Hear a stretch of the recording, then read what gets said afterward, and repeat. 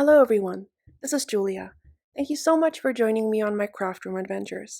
Today I have an interactive inside tunnel card to share with you, featuring stamps and dice by Sunny Studio Stamps. I am so excited because I was recently asked to join the design team for the upcoming quarter of Sunny Studio Stamps, and this is my very first project for them, so I'm just super thrilled. I really do hope you like it. I started by stamping out all of my images onto Neenah Solar White cardstock, and I'm using Copic markers to color them in. I placed down the RV66 as my darkest shade in the areas that I wanted to be the darkest, and then I'm blending that out with RV63. I'm going back in for a second layer of the RV66 and RV63, leaving the lightest areas white, and now I'm going in with RV10 and just filling everything and then blending it together. For my greens, I'm using YG17 as my darkest shade, blending that out with YG13, and using YG11 as my highlight shade. For my blues, I'm using B02, blending that out with B00, and I did initially go in with B00, but that was just a little bit too light, so on my second layer, I'm going in with B000. And I also used that color combination for the second fairy's dress. Now for my fairy with the little top knots, which is super cute. I actually kind of messed up the coloring on my first try, so I just stamped her out again. I'm going in with E51 just to map out where I wanted my shadows to be, just so that I had some wiggle room. Then I'm going in with E57, E55, now E53. Going in with E59 now, I haven't labeled that one yet. Just adding little flicks. Back in with E57.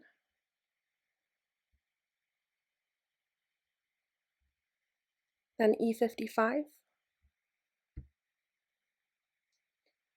Going over everything with E51. And now for a third layer of the E57 and the E55. For my skin tone, I'm using E11 as my darkest shade, and I'm just adding it to the areas that I would want to be the darkest. Then blending that out with E00, and the areas are pretty small, so there wasn't that much to do. Going back in with E11 once more just to darken it up a little bit. Blending that out again with E00, and then going over everything with E000. For my blush, I'm using a little bit of R20 and blending that out with the R000. Then for the fairy's dress, I'm using Y13, Y11, going back in for a second layer, again leaving the lightest area still white, and then blending that out with Y000. I used the B000 on the fairy wings. And now I'm just going in with E53 for the second fairy's hair as my darkest shade. Then going in with E51 and blending that out with E50. But that wasn't quite dark enough for me, so I went in with E55 instead as my darkest shade, just to deepen up the shadows a bit. Blending that out with E53.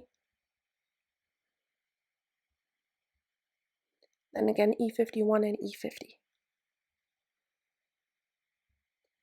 I did want to add a little bit of a rainbow with the stitched circles on the inside, so I went ahead and just added some rainbow-ish colors to my images.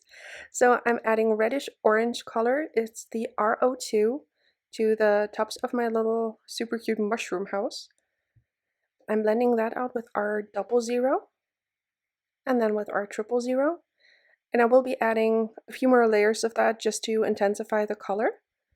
Then for the underside of the mushrooms, I'm using E55, and also for the slats on the door. I'm blending that out with E53, and then going in with E50. I wanted to keep the house fairly light and neutral, so just going in there with E51, and then E50 for the main part of the house. And I'm bringing in some darker browns for the door and also for the frames of the windows and the little window in the door.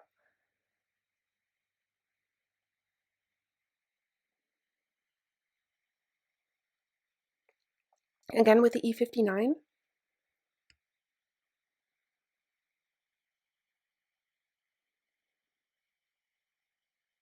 Blending that out with E57 and then E55.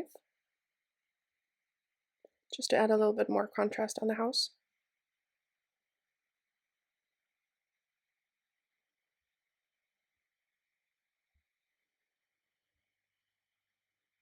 There I'm going in with a second layer of the RO2, then double zero and triple zero. After I was done coloring, I moved on to creating my rainbow. I just lined up the small stitched circle dies. Die cut them out all at once, and now I'm just using the same Copic markers that I used on the images before to create my rainbow. I colored the others off camera because it was the same combinations that I used before. And now I'm just using the R2, R00, and R000 for my outer like orangey red layer. I did go over it a few times just to deepen up the color. And next I will be working on creating the mechanism for my inside tunnel card. And I was first introduced to this by an amazing video by Jennifer McGuire. So if you haven't checked that out, please do. She has really amazing examples for this. So I'm starting with a piece of letter-sized cardstock cut in half. So I have two pieces of 8.5 by 5.5 paper. I'm cutting the first piece down to 8 inches in length, so just cutting half an inch off. And then I'm scoring it at 4.25, just like you would a regular A2 size note card. So you end up with a side folding note card that is half an inch shorter on the back. Just like this. For my second piece, you're gonna have to score 3 times. The first one is at half an inch, then again at 4.25, and at 4.75 as the third score line. So half an inch, 4.25, and 4.75. I did cut off a tiny slither off camera of the half-inch flap just to make sure it fits together better when you assemble the card.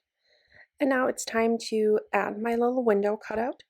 You're going to want to add it between the two half-inch score lines, making sure that the half-inch flap is on the left side because that is the way the card will open. And now to cut my insert, I'm using an A2 sized piece of paper and I'm just cutting a little bit off at the top and a little bit at the side, just to make sure it fits on the inside of my shadow box. And now I'm scoring at 1/4 of an inch from either side, to just have a panel with 2 score lines. Off camera, I ran through the main panel with the circle, the stitched circle, and now I'm just going one size smaller of the small stitched circle dies. I just used some post-it tape to line up the 2 panels to make sure that the tunnel effect would line up. Now I'm just using some post-it tape. I created a little bit of a hinge, and now I can just remove it, run it through my die cutting machine, and the tunnel effect will line up. Now I'm ink blending directly onto the light pink cardstock because I didn't want to add too much bulk. The cardstock I'm using is the Hero Arts Peony cardstock and it's really thick, so I didn't want to add any more bulk, so I'm ink blending right on the cardstock.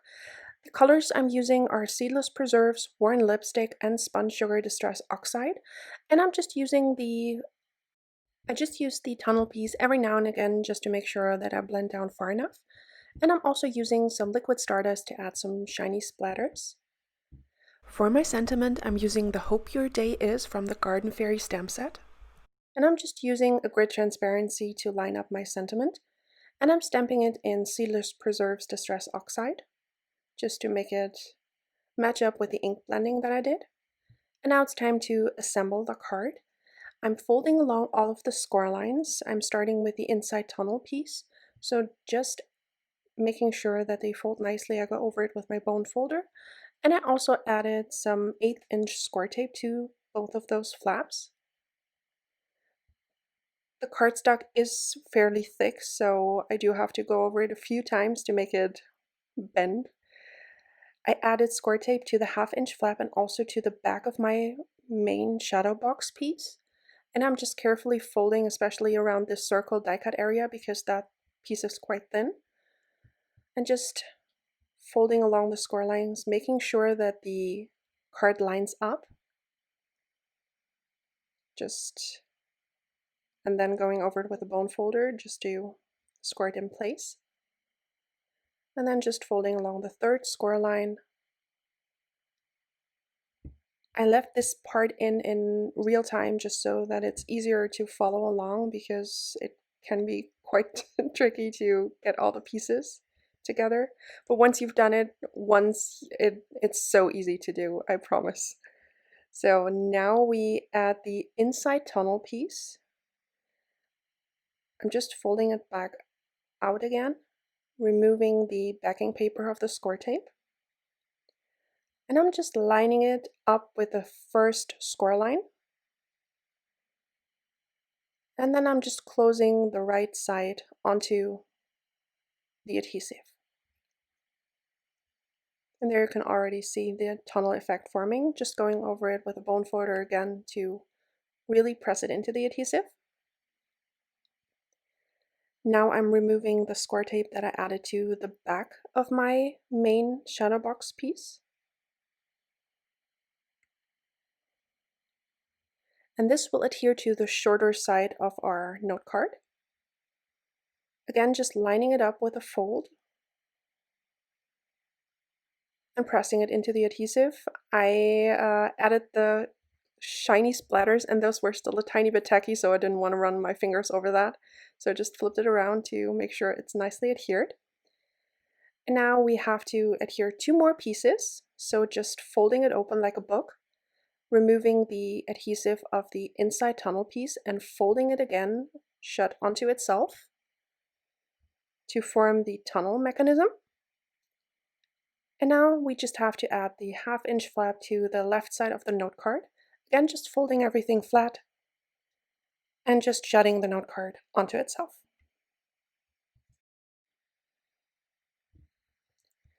And then it's time to add my images. I used the little rainbow that I die cut with the stitched circles. And I'm just using some tape runner, just figuring out the placement,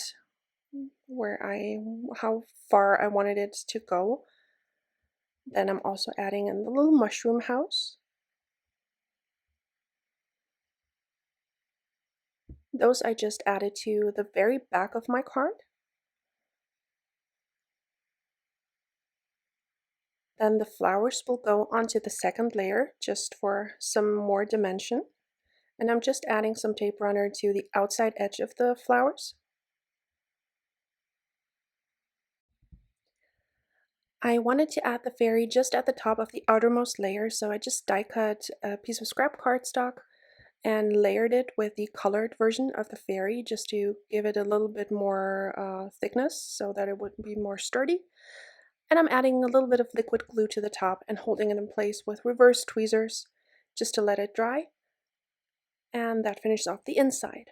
For the outside of my card, I die cut the scalloped circle mats three times out of white cardstock, and I'm just using liquid glue to layer those. And the stitched circle you see on the top right is actually the die cut piece that we cut out of the larger of the 2 tunnel effect pieces from the inside, so that one didn't go to waste.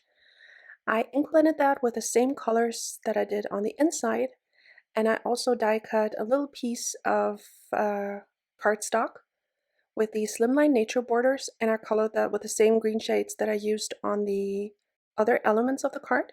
Now I'm just using some liquid glue to add it to the front. And for my sentiment, just to complete it, I wanted to spell out the word magical. And for those, I used the Loopy letters dies, and I'm totally in love with those because normally with alphabet dies you have like block letter font, and I just love that you can create your own script sentiments with these. So I'm just adding some liquid glue to all of the letters. I'm just showing you a few here just to see how they line up, and I finished the rest off camera. And now all that was left to do is add my images to the front. I used a little bit of post-it tape to hold the card shut because since I just folded everything, it was still a little bit bulky. I added some thin foam squares to the back of my fairy so that has some dimension. And now I'm just embellishing with a little bit of shimmer pen on the fairy details and also on the windows of my mushroom house and the little spots there. And that finishes off my card for today. I'm really happy with how it turned out and I hope you like it as well. Those fairies are just super cute and I just love this inside tunnel effect. It's just such a nice feature. And I like that when you use like a circle or a square, you always have room to add a sentiment in there for your recipient. And I just think those are really, really fun. Thank you so very much for watching. I will be back soon with another crafty video. And until then, have a great day. Bye!